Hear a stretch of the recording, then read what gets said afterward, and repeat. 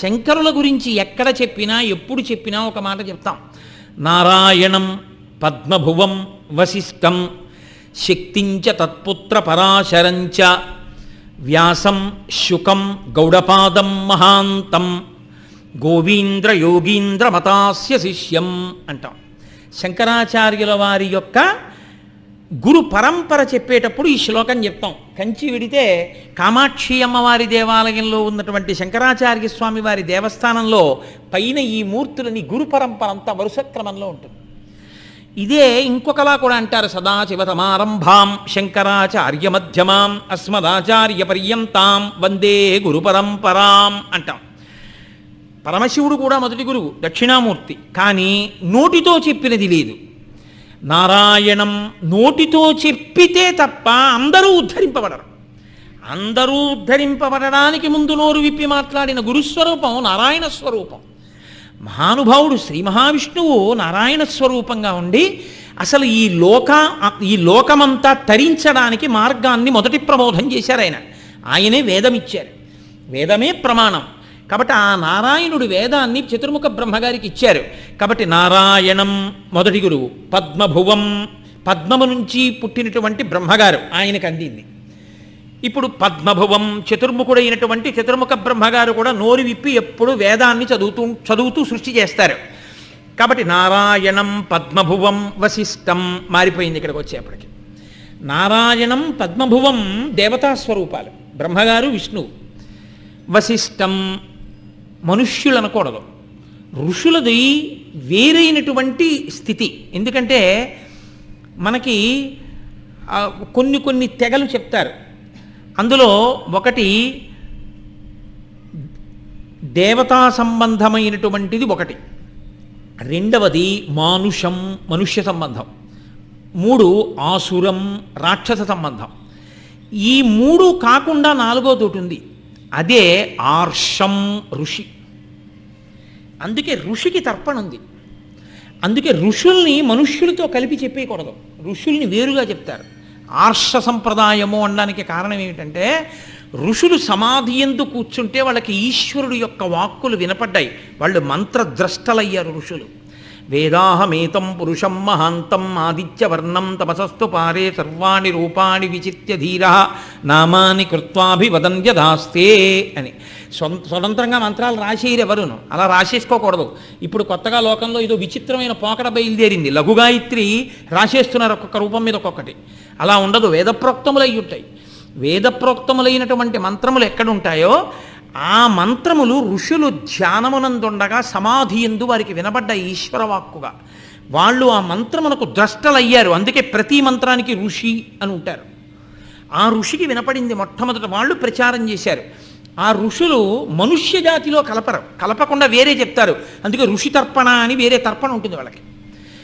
ఇందులో శంకరాచార్య స్వామి వారు వచ్చినటువంటి గురు పరంపరలో మొదటివి 2 దేవతా స్వరూపాలు, నారాయణం పద్మభువం, తర్వాత వశిష్ఠం ఋషి. వశిష్ఠుడు బ్రహ్మమానస పుత్రుడు, బ్రహ్మగారి యొక్క సంకల్పం చేత పుట్టాడు ఆయన. అందుకని ఆయన ఒక కారణజన్ముడు, మహానుభావుడు. ఆ వశిష్ఠుడు లోకమునకు ఎంతో గొప్ప ఉపకారం చేశాడు. చిత్రం ఏమిటంటే నారాయణుని యొక్క నాభికమలంలోంచి వచ్చిన వారు బ్రహ్మగారు, బ్రహ్మగారి సంకల్పం చేత పుట్టినవాడు వశిష్ఠుడు. ఈ వశిష్ఠుడు ఋషిగా ఉండి తనకన్నా ముందు ఉన్నటువంటి నారాయణ స్వరూపం రామచంద్రమూర్తిగా వస్తే రామచంద్రమూర్తికి గురుస్వరూపంగా నించున్నారు వశిష్ఠుడు. అది ఆయన గొప్పతనం. నిలబడడం కాదు. ఆనాటి నుంచి ఈనాటి వరకు అద్వైత సంప్రదాయంలో అత్యద్భుతమైన గ్రంథంగా చెప్పబడేది శ్రీరామాయణం కన్నా కూడా అద్వైతంలో విఖ్యాతి వహించినటువంటి గ్రంథం అదిగో మనకి యోగవాసిష్టం, జ్ఞానవాసిష్టం అంటారు. ఆ యోగవాసిష్టాన్ని రామచంద్రమూర్తికి చెప్పినటువంటి వారు వశిష్ఠ మహర్షి. కాబట్టి ఆ వశిష్ఠుడు లోకానికి అంత గొప్ప స్థితిని అందించాడు. రామచంద్రమూర్తికి గురువయ్యాడు. లోకానికి నడవడి నేర్పినటువంటి వాడు రామచంద్రమూర్తి మనుష్యుడిగా వచ్చి. అలా నడవడి నేర్పినటువంటి మనుష్యుడైన రాముడికి నడవడి నేర్పినవాడు వశిష్ఠుడు. ఆ వశిష్ఠుడు ముందున్న నారాయణుడు రాముడిగా వస్తే రాముడికి గురువుగా నిలబడ్డారు. అంత గొప్పవాడు వశిష్ఠుడు.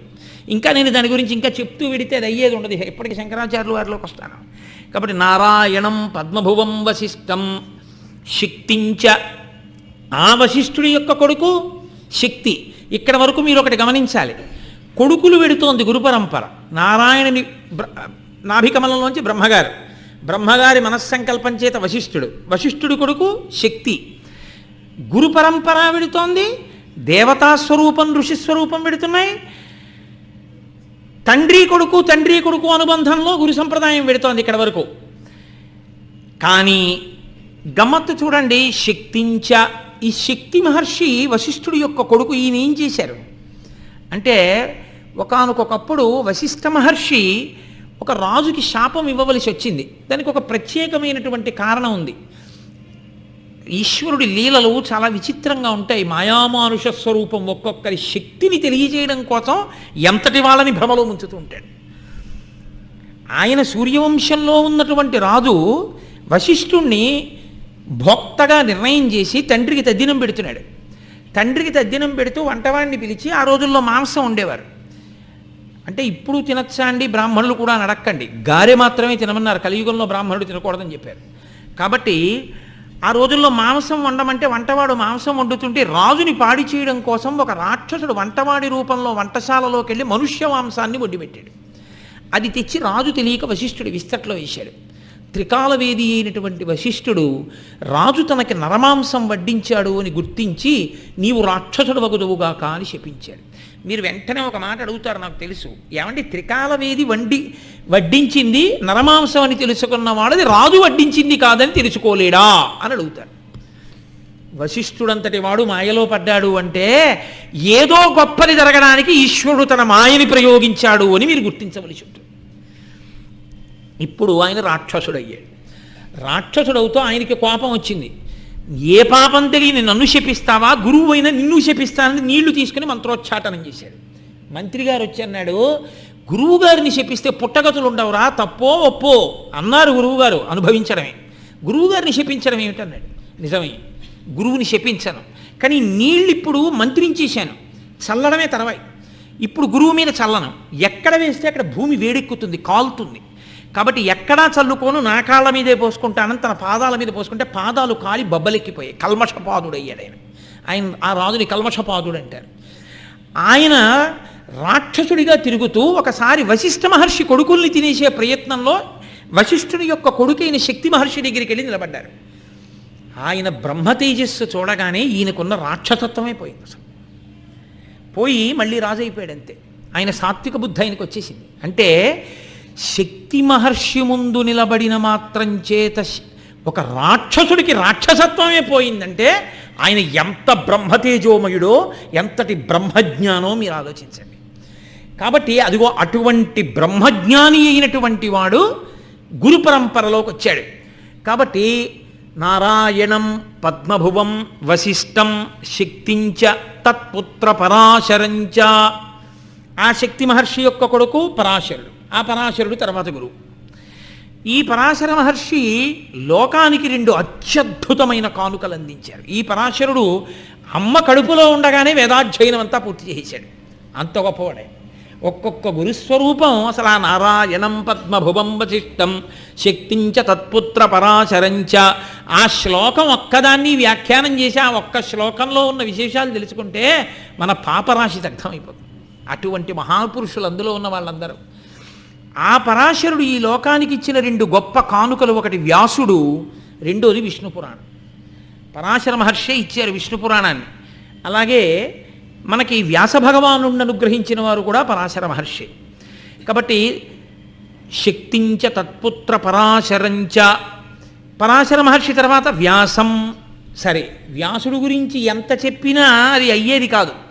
వ్యాసుడు సాక్షాత్తు నారాయణుడు. నారాయణుడు మళ్ళీ వ్యాసుడిగా వచ్చాడు. వచ్చి ఆయన వేద విభాగం చేశాడు. వేద విభాగం చేసి 18 పురాణములకు కర్త అయి లోకమునకంతటికి ధర్మాన్ని ప్రబోధం చేశాడు. అనేక చోట్ల మహాభారతాది గ్రంథముల యందు, ఇతిహాసముల యందు ధర్మరక్షణ కొరకు తానే పూనుకున్నాడు. కాబట్టి శక్తించ తత్పుత్ర పరాశరంచ వ్యాసం. ఆ వ్యాసుని యొక్క కొడుకు శుకం. ఇక్కడ వరకు మీరు ఒకటి గమనించాలి. ఋషి సంతతి వెడుతోంది. ఈ ఋషి సంతతిలో తండ్రి కొడుకు తండ్రి కొడుకు తండ్రి కొడుకు ఇలాగే వెడుతోంది గురు పరంపర. ఇప్పుడు మహానుభావుడు శుకుడు వచ్చాడు. ఈ శుకుడు బ్రహ్మజ్ఞాని.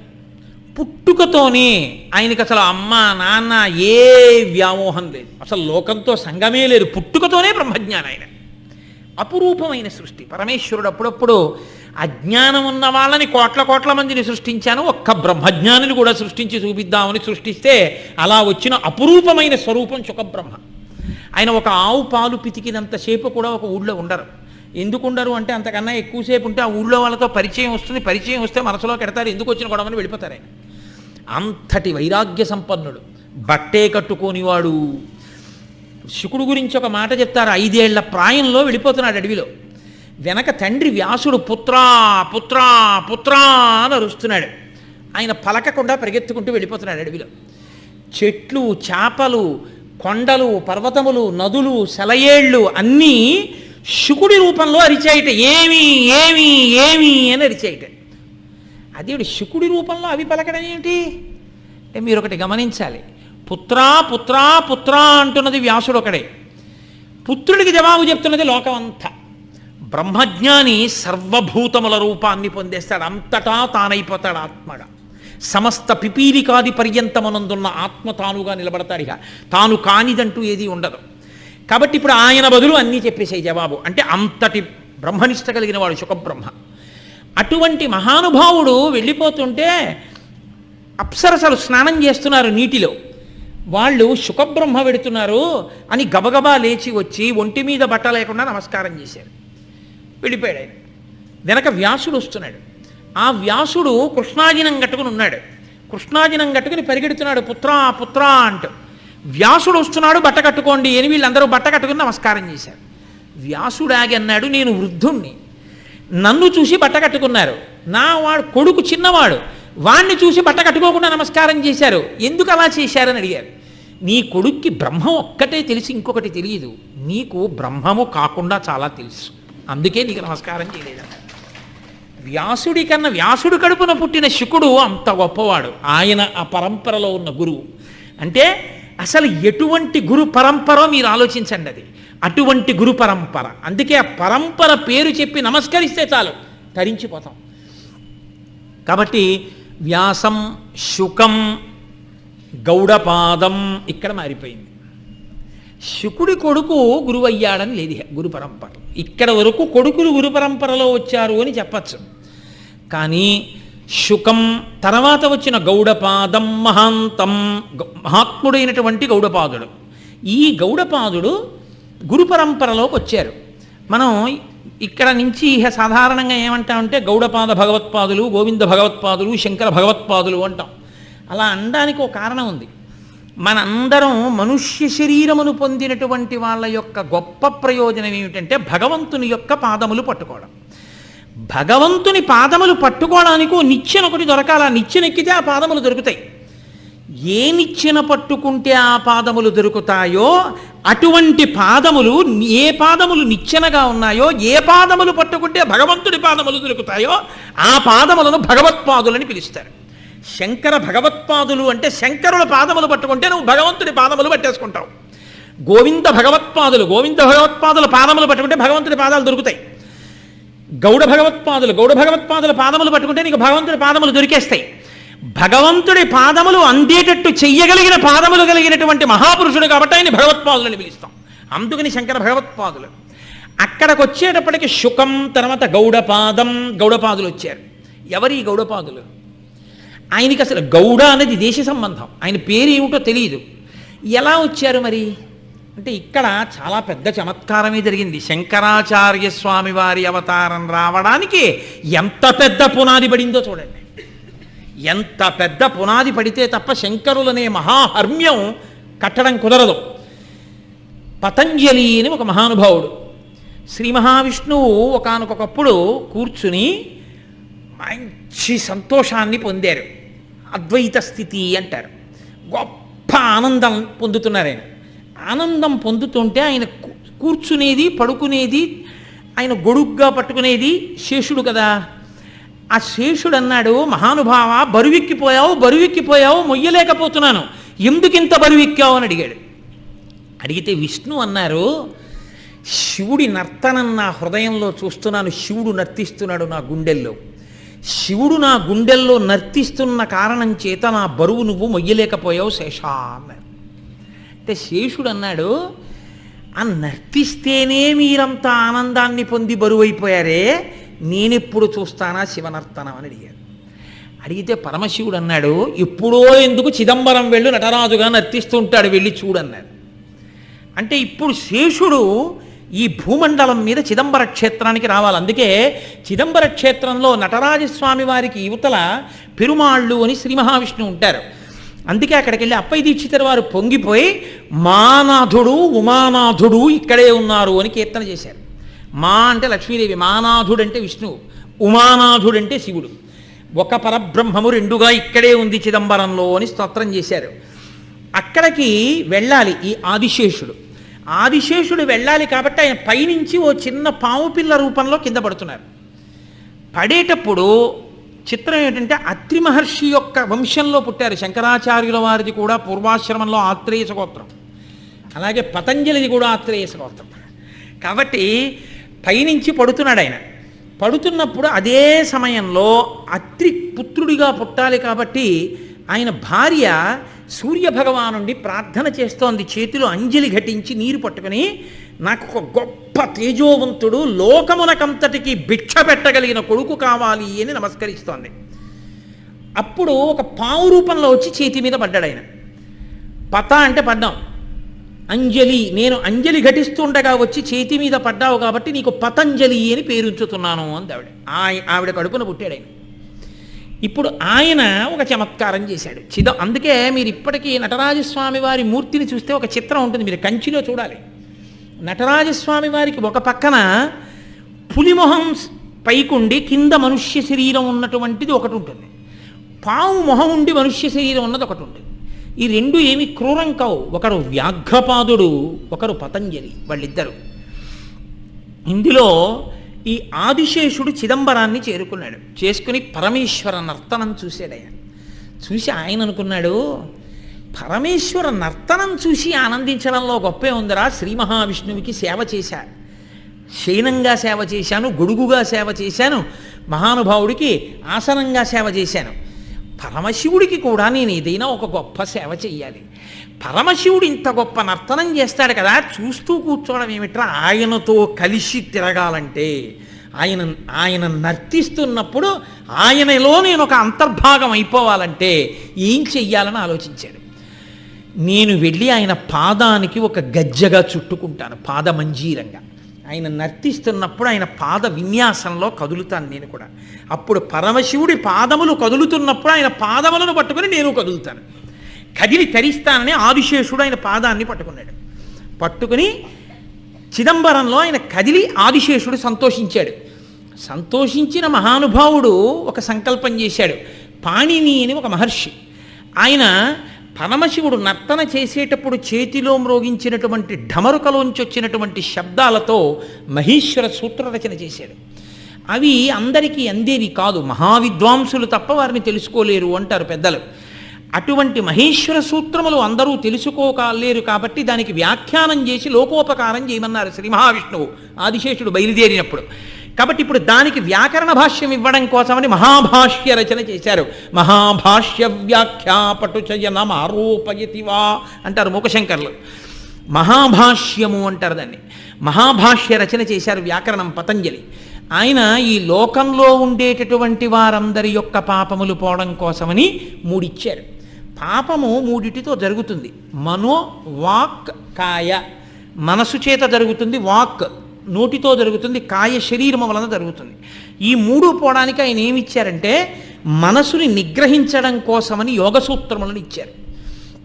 అందుకే పతంజలి యోగ సూత్రం అంటారు.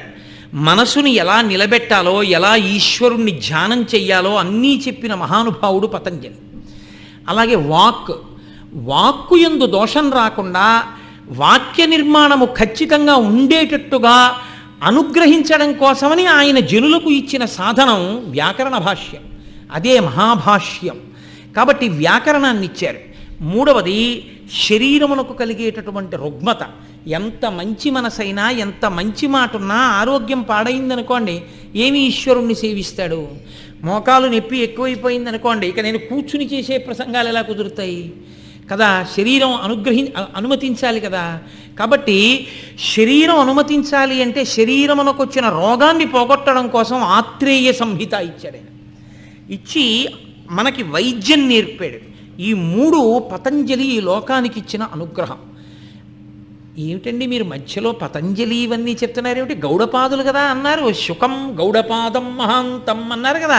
మళ్ళీ విష్ణు అన్నారు, చిదంబరం అన్నారు, పతంజలి అన్నారు, ఆయన పుట్టాడన్నారు, పాము అన్నారు, పాణిని అన్నారు, కాలుకి చుట్టుకున్నాడు అన్నారు, వ్యాకరణం అన్నారు, 3 అన్నారు. ఏమిటిదంతా అనుకోకండి, వస్తున్నాను గౌడపాదుల దగ్గరికి. నేను ఈ పతంజలి మహాభాష్యాన్ని చెప్పాలి శిష్యులకి. అందుకే ఆయన శివాలయంలోనే వ్యాకరణ పాఠం మొదలుపెట్టాడు. ఇప్పటికీ అందుకే వ్యాకరణం శివాలయంలో నేర్చుకోవడానికి వ్యాకరణ మంటపాలను ఉంటాయి. అది చిదంబరంలో శిష్యులకి నేర్పాలి. మహాభాష్యం నేర్పడం అంటే అంత తేలిక విషయం కాదు, కొన్ని సంవత్సరములు పడుతుంది. ఆయన మళ్ళీ ధ్యానంలోకి వెళ్ళిపోయి ఆత్మస్థితిలో నిలబడాలి. అందుకని ఈ పాఠం చెప్పడం చాలా కాలం పడుతుంది. శిష్యులకి ఎంతకాలం చెప్తాను? అందుకని 1000 మంది శిష్యుల్ని పిలిచి ఆయన ఒక 2 నియమాలు పెట్టారు. మీ అందరూ చుట్టూ కూర్చోండి 1000 మంది, నేను మధ్యలో కూర్చుంటాను. కానీ మీకు నేను కనపడను, నాకు మీరు కనపడరు. కనపడనటువంటి ఒక పెద్ద తెర చుట్టూ కట్టేస్తాను. 1000 మంది శిష్యులు చుట్టూ ఉంటారు కదా. ఆయన ఆదిశేషుడు కదా. 1000 పడగలతో 1000 తలలతో ఒక్కొక్క శిష్యుడు ఎదురుగుండా పాఠం చెప్పేస్తూ ఉంటాను. కానీ శేషుడు చెప్తున్నాడని శిష్యులకి తెలియదు. కాబట్టి మీరు మాత్రం తెర ఎత్తకూడదు. తెర ఎత్తారో ఉపద్రవం వస్తుంది. ఆదిశేషుడు యొక్క గాలి అది, ఆ విషపు గాలికి భస్మం అయిపోతారు. కాబట్టి తెర ఎత్తకూడదు. గురువుగారు లోపల కూర్చుని పాఠం చెప్తున్నారు కదా, ఆ పడగ ఆ తల ఎదురుగుండా ఉన్నవాడు వినకుండా ఎక్కడికన్నా వెళ్ళిపోతే గురువుగారికి ఏం తెలుస్తుందిలే అని వెళ్ళిపోతారేమో పాఠం వినకుండా. అలా వెళ్ళిపోయినవాడు బ్రహ్మరాక్షసుడు అవుతాడు. తెర ఎత్తకూడదు, తరగతి గది విడిచిపెట్టకూడదు. 2 నియమాలు పెట్టి లోపల కూర్చుని ఆయన 1000 తలలతో పాఠం చెప్తున్నారు. అబ్బో అద్భుతంగా 1000 మంది శిష్యులు నేర్చేసుకుంటున్నారు. తొందరగా పాఠం అయిపోతుంది. ఒక రోజున ఒక పిల్లాడు ఉన్నాడు. ఏదో లెక్కలంటే విసుగున్న పిల్లలు ఉంటారు, అలాగే వ్యాకరణం అంటే సూత్రాలు అవి బాగా శ్రద్ధతో వినాలి. వాడికి పాపం అసలే కొంచెం మందమతి. వాడు ఎక్కడో గౌడదేశం నుంచి వచ్చాడు. ఆయన గౌడదేశం అంటే మన ఇప్పుడైతే బెంగాల్, పశ్చిమ బెంగాల్, కలకత్తా ప్రాంతం, అక్కడి నుంచి వచ్చాడు. ఆయనకి సంస్కృతంలో చెప్తున్న పాఠం తొందరగా తలకెక్కేది కాదు. అబ్బో ఇదంటారు అదంటారు, ఆ వ్యాకరణం ఏమిటో, ఆ సూత్రాలు ఏమిటని ఆ గురువుగారు చూసి వచ్చారు. ఇట్లా కాసేపు అలా బయటికి పోయొద్దాం, కాస్త మనకి ఈ సేద తీరుదామని ఆయన చల్లగాలి పీల్చొద్దామని బయటికి వెళ్ళిపోయాడు. ఈ మిగిలిన 999 మంది శిష్యుల్లో ఒకడు ఏం చేశాడంటే, ఒరే ఒక్క గురువుగారు చుట్టూ కూర్చోబెట్టిన 1000 మందికి నల నుంచి పాఠం ఎలా చెప్పేస్తున్నారా? తీరా బయటికి వెళ్ళిన తర్వాత వాడేమో నాకు ఇది చెప్పాడంటారు, నేనేమో ఇది చెప్పానంటాను. ఇది ఇంతమందికి ఎలా చెప్పేస్తున్నారు పాఠం గురువుగారు? ఓసారి చూడవలసిందే అని వాడు ఉత్కంఠ పట్టలేక మెల్లిగా తెరపైకెత్తి చూశాడు. చూసేటప్పటికి విషపు గాలి పైకొచ్చి 900 మంది శిష్యులు 999 బూడిద కుప్పలై పడిపోయారు. ఆ లోపల ఉన్న శేషుడు పతంజలి అన్న పేరుతో ఉన్నాడు. ఆయన తెరపైకెత్తి చూశాడు. ఎవరు పలకట్లేదు శిష్యులు. చూసేటప్పటికి 999 బూది కుప్పలు ఉన్నాయి. ఆయన విచారంగా కూర్చున్నాడు. అయ్యో నేను ఒకందుకు వేగంగా పాఠం చెప్దాం అనుకుంటే వీళ్ళు 999 మంది చచ్చిపోయారా, ఎంత ఉపద్రవం వచ్చింది అని కూర్చున్నాడు. కూర్చుని బాధపడుతుంటే ఆ ఒక్కడు లోపలికి వచ్చాడు. ఉరే నువ్వు ఒక్కడివైనా బతికున్నావురా, చాలా సంతోషం, రా రా రా రా అన్నారు. అని నువ్వు ఎందుకు వెళ్ళిపోయావురా అన్నారు. అయ్యా నాకు పాఠం తలకెక్కట్లేదండి, తలకైనా ఇప్పిగా ఉండి వెళ్ళిపోయాను అన్నాడు. అని అయ్యా వెళ్ళిపోయినవాడు బ్రహ్మరాక్షసుడు అవుతాడన్నారు, నేను ఇప్పుడు అయిపోతానా ఏమన్నాడు. వాడు ఖచ్చితంగా అయిపోతావు, గురువుగారి మాట అవ్వకుండా ఎలా ఉంటుంది? గురువుగారు అన్నారంటే అవ్వాల్సిందే, కాబట్టి అయిపోతావు బ్రహ్మరాక్షసుడివి. కానీ ఊరే ఇంత పాఠం చెప్పిన 999 మంది చచ్చిపోయారు, సగం నేర్చుకున్న నువ్వు బ్రహ్మరాక్షసుడు అయిపోతున్నావు. కాబట్టి ఇంకా మళ్ళీ కొత్తగా శిష్యుల్ని కూర్చోబెట్టుకుని పాఠం చెప్పి వాళ్ళందరికీ మహాభాష్య ప్రచారం చేసిన తర్వాత నేను ఎప్పటికీ తరించను. నేనెప్పుడు ఆత్మస్థానంలో కూర్చోను. ఇది కుదిరేలా కనపట్టలేదు. కాబట్టి ఒక పని చేస్తాను. నేను నా అనుగ్రహంతో నా దగ్గర ఉన్న మహాభాష్యాన్నంతటినీ కూడా కేవలము దృష్టిపాతంతో చూపు చేత నీకు ఇచ్చేస్తాను. ఒక జీవితం మొత్తం మీద ఒక్క శిష్యుడికి మాత్రమే ఒక్కసారి అలా ఇచ్చారు తప్ప అలా అస్తమానం అందరినీ కూర్చోబెట్టుకుని అలా ఇచ్చేస్తూ ఉండరు అవతార ప్రయోజనాల్లో. ఎప్పుడో అవతార పురుషులైనటువంటి వారు మాత్రమే ఎక్కడో ఎవరో ఒక్క శిష్యుడికి అవసరాన్ని బట్టి అలా అనుగ్రహిస్తారు. కాబట్టి అలా అనుగ్రహించాడు పతంజలి. అనుగ్రహిస్తే ఆయనకి మహాభాష్యం అంతా వచ్చేసి బ్రహ్మరాక్షసుడు అయిపోతున్నానండి అంటూ బ్రహ్మరాక్షసుడు అయిపోయాడు. బ్రహ్మరాక్షసుడు అంటే ఏమిటండి అని మీరేం ఆశ్చర్యపోకండి. బ్రహ్మరాక్షసుడు ఎవరవుతారో తెలుసా? వేదం బాగా చదువుకుని, శాస్త్రం బాగా చదువుకుని ఈ రెండు పక్కన పెట్టేసి దారి దొంగతనాలు చేయడం, తప్పుడు పనులు చేయడం చేసిన వాడే బ్రహ్మరాక్షసుడు అవుతాడు. కాబట్టి ఇప్పుడు ఆయన బ్రహ్మరాక్షసుడు అయిపోయాడు. మరి ఇప్పుడు మహాభాష్య ప్రచారం ఎలా జరుగుతుంది? అందుకని పతంజలి అన్నారు, ఒక పంచి ఉత్తర భారతదేశంలో ఉన్న వాళ్ళందరూ చిదంబరం వస్తూ ఉంటారు మహాభాష్యం నేర్చుకోవడానికి నా దగ్గరికి. ఇక్కడ వేదం చదువుకున్న వాళ్ళందరూ ఉత్తర భారతదేశం వెళ్ళిపోతుంటారు. అవతల నుంచి వచ్చేవాళ్ళు, యువతల నుంచి వెళ్ళేవాళ్ళు, వేదం చదువుకున్న వాళ్ళు అందరూ తిరుగాడేటటువంటి ప్రదేశం నర్మదా నదీ తీరంలో ఉన్నటువంటి ఒక పెద్ద వటవృక్షం. అక్కడ 4 దారుల కూడలి ఉంది. అక్కడే వేదం చదువుకున్న వాళ్ళు, వ్యాకరణం చదువుకునే వాళ్ళు కలుసుకుంటారు. అక్కడ ఉన్న రావి చెట్టు మీద కూర్చో. వచ్చిన ప్రతి వేద పండితుడిని నేను నీకు కొన్ని ప్రశ్నలు చెప్తాను, ఆ ప్రశ్నలు వేయి. సరి అయిన జవాబు చెప్తే వాడికి మహాభాష్యం నేర్పు. వాడు మహాభాష్యం నేర్చుకుంటాడు, నీ బ్రహ్మరాక్షసత్వం పోతుంది. పోయిన తర్వాత తపస్సు చేసుకో. నీకు అలాంటి శిష్యుడు దొరకనంతకాలం నీ ప్రశ్నకి జవాబు చెప్పకపోతే వాడిని నువ్వు తినేస్తుంటాడు. అంటే ఈయన వటవృక్షం ఎక్కి కూర్చున్నాడు. నర్మదా నదీ తీరంలో వటవృక్షం మీద కూర్చుని వచ్చేపోయే పండితులందరినీ మిమ్మల్ని ప్రశ్న అడుగుతానని అడిగేవాడు. వాళ్ళు పాపం తెల్లమొహం వేసేవారు, వేయగానే వాళ్ళని తినేస్తుండేవాడు. అలా కొన్ని సంవత్సరాలు అయిపోయింది. ఆ ప్రశ్నకి జవాబు చెప్పేవాడు దొరకలేదు. చూసి చూసి చూసి చూసి చూసి చూసి పతంజలి అనుకున్నారు, వీడికి మహాభాష్యం ఇచ్చా, ఈ మహాభాష్యం పుచ్చుకునేవాడు దొరకట్లేదు. నేనే మళ్ళీ అవతార స్వీకారం చేసి మళ్ళీ నేనే అటువంటి శిష్యుడిగా పుట్టేసి వీడికి శిష్యుడిని అవుతాను. నేను ఇప్పుడు నేను నేర్చుకుంటాను మళ్ళీ మహాభాష్యం. నేర్చుకుని మళ్ళీ నేనే ప్రచారం చేస్తానని ఆయనే కాశ్మీర దేశంలో చంద్రగుప్త శర్మ అన్న పేరుతో పుట్టారు. పుట్టి అయితే పుట్టడం అంటే పుట్టారు కానీ అప్పటికి మహాభాష్యం మళ్ళీ జ్ఞాపకంలో ఉండదు, ఎందుకంటే ఉపాధి విడిచిపెట్టేశారు. ఇప్పుడు మళ్ళీ గురుముఖత నేర్చుకోవాలి. ఈ వటవృక్షం దగ్గరికి వచ్చారు. వచ్చేటప్పటికి బ్రహ్మరాక్షసుడు ఆపి ఎక్కడికి వెళ్తున్నావు అన్నాడు. చిదంబరం వెళుతున్నాను అన్నారు. దేనికని అడిగారు. పతంజలి దగ్గర మహాభాష్యం నేర్చుకోవడానికి. పతంజలి ఇప్పుడు లేరు, మహాభాష్యం అంతా నాకు ఇచ్చేశారు, నేను నీకు మహాభాష్యం ఇస్తాను, కానీ నేను అడిగిన ప్రశ్నలకి జవాబు చెప్తావా అన్నారు. ఆయన గత జన్మలో పతంజలి కాబట్టి ఈయన అడిగిన ప్రశ్నలకి జవాబు చెప్పాడు. చెప్తే ఆయన పొంగిపోయి ఇన్నాళ్ళకి దొరికాడు రా నేను అడిగిన శిష్యుడు, కాబట్టి నీకు నేను మహాభాష్యం అంతా చెప్పేస్తాను, కానీ ఇంకా బ్రహ్మరాక్షసుడిగా ఉన్నాడుగా ఆ వ్యగ్రత. కానీ 2 నియమాలు. నేను మహాభాష్యం చెప్పినంత కాలము నువ్వు కదలకూడదు. నీళ్లు తాగుతాను, స్నానం చేస్తాను, నిద్ర వస్తోంది, అన్నం తింటాను ఇలా అనకూడదు.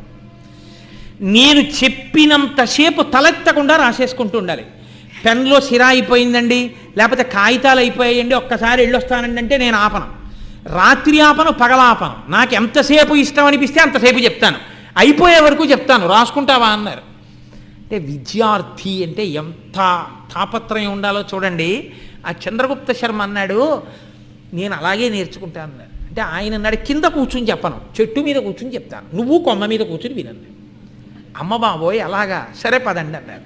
ఆయన చెట్టు ఎక్కారు, ఈయన చెట్టు ఎక్కారు. బ్రహ్మరాక్షసుడు కూర్చున్నాడు, ఈయన ఓ కొమ్మ మీద కూర్చున్నాడు. మొదలు పెడుతున్నాను పాఠం, రాసుకో అన్నాడు. రాసుకో అంటే తెచ్చుకున్న కాగితాలు అయిపోతే, అందుకని ఆయన ఏం చేశాడంటే ఓ పెద్ద సంచి ఒకటి వేలాడగట్టి చెట్టుకి ఆయన భాష్యం చెప్తుంటే ఒక సూది కొమ్మ ఒకటి తీసుకుని తొడ కొయ్యడం, ఆ పుల్ల ముక్క నిత్తుట్లో ముంచడం, రావాకుల మీద రాయడం, సంచిలో పడేయడం. తలెత్తకుండా 14 రోజులు రాశాడు మహాభాష్యాన్ని. 14 రాత్రులు 14 పగళ్ళు రాసుకున్నాడు. రాసుకుని సంచి నిండా నింపాడు. నెత్తురంతా కారిపోయింది. మనుష్యుడు ఆకలి దాహం బడలిపోయాడు.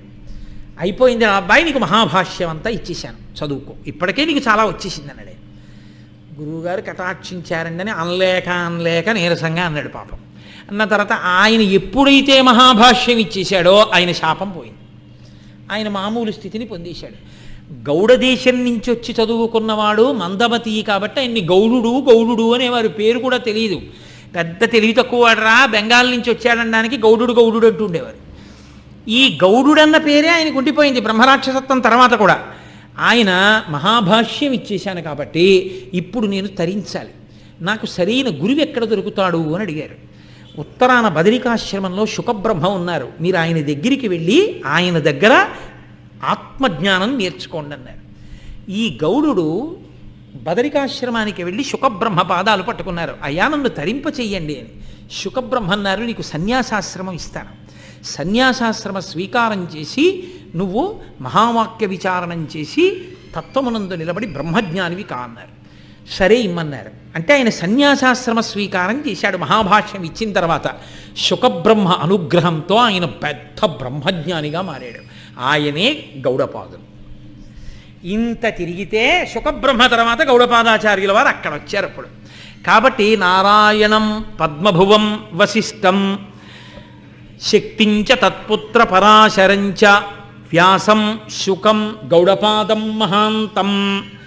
ఇప్పుడు గౌడపాదుల వరకు వచ్చారు. శంకరాచార్యుల వారికి గురువుగారు రావాలి. గోవింద్ర యోగీంద్ర మతాస్య శిష్యం గోవింద భగవత్పాదులు రావాలి. గోవింద భగవత్పాదులు ఎక్కడి నుంచి వస్తారు? ఈ చంద్రశర్మ మీకు ఇందాక చెప్పే కదా రావాకుల మీద వ్రాసుకున్నాడని. వ్రాసుకున్న ఆయన ఈ మూటంతా పట్టుకుని పాపం బయలుదేరాడు తన దేశానికి. కొంత దూరం వెళ్ళేటప్పటికి ఇక బడలిపోయాడు.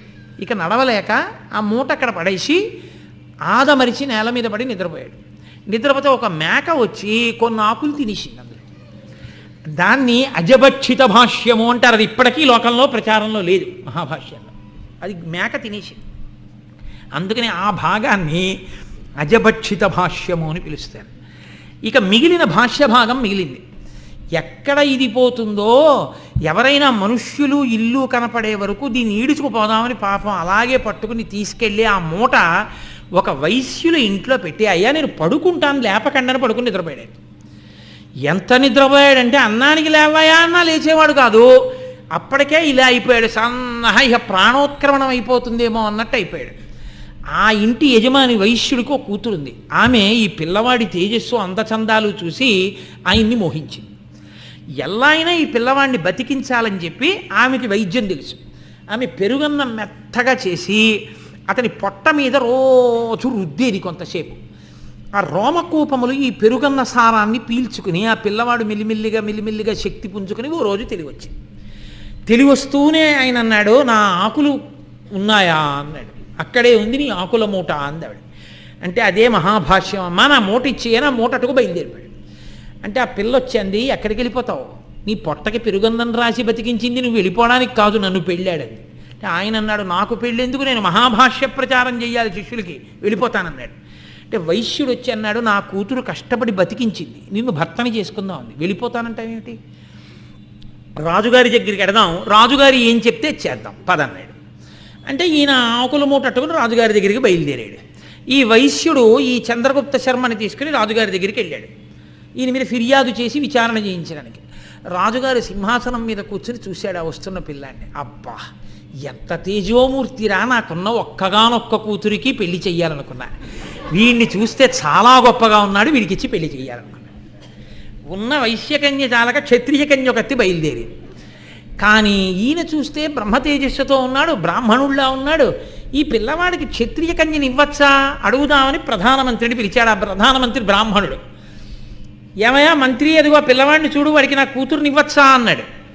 ఆ పిల్లవాడిని ఇలా చూసి, అబ్బా ఎంత తేజోమూర్తి, నాకున్నది ఒక్క కూతురు, నా కూతురుని ఇస్తే బాగుండని మంత్రి గారు అనుకున్నాడు.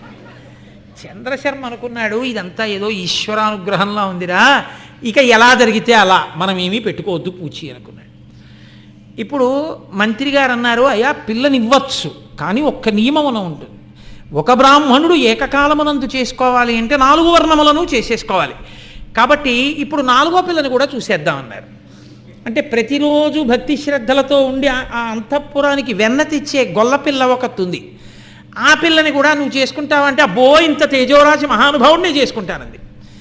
అబ్బాయి నేను తీర్పు చెప్తున్నాను, నువ్వు ఆ వైశ్య పిల్లని చేసుకోవలసిందే, కానీ అంతకన్నా ముందు ఇదిగో బ్రాహ్మణ పిల్ల, వైశ్య, క్షత్రియ ఇలా 4 వర్ణముల పిల్లల్ని కూడా చేసుకో, ఏకకాలంలో కూర్చోబెట్టి పెళ్లి చేసేస్తా అన్నారు.